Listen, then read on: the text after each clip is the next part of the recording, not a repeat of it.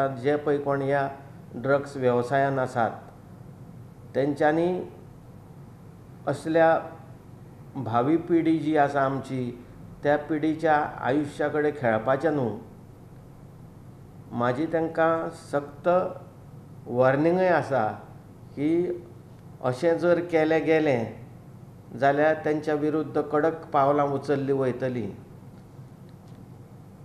कित्याक आमकां हो गोवा ड्रग्स मुक्त करूंक जाय।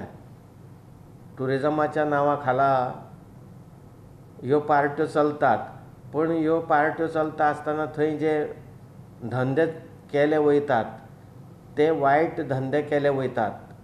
तरी आमचें सरकार हेचेर ठोस पावलां उचलतले आनी आमचे मुख्यमंत्री ते बाबतींत फर्म आसात आनी तेंच्यांनी कडक निर्देश दिल्या ऑथॉरिटीजाक की हे ड्रग्स जे किनारपट्टी भागांत चलता ते किनारपट्टी भागांतले कंप्लीट बंद जावंक जाय।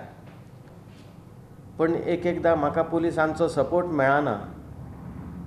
पुलीस कितें करता, पुलिसांचे साठे लोटे आसा अशें दिसून येता ह्या ड्रग्स वेव्हारांत जे लोक आसात तेंचे कडेन। पण लोक आसात ते म्हाज्या नांवाचो गैरवापर करतात। हांव एकदां पुलिसेक सांगलें बंद कर म्हणून, फाटल्यान भलतोच कोण तरी सांगता की ते म्युजीक चालू दवरा म्हणून।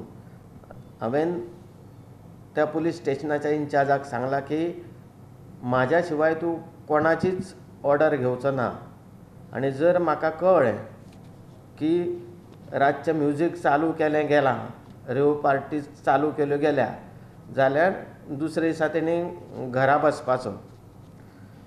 आनी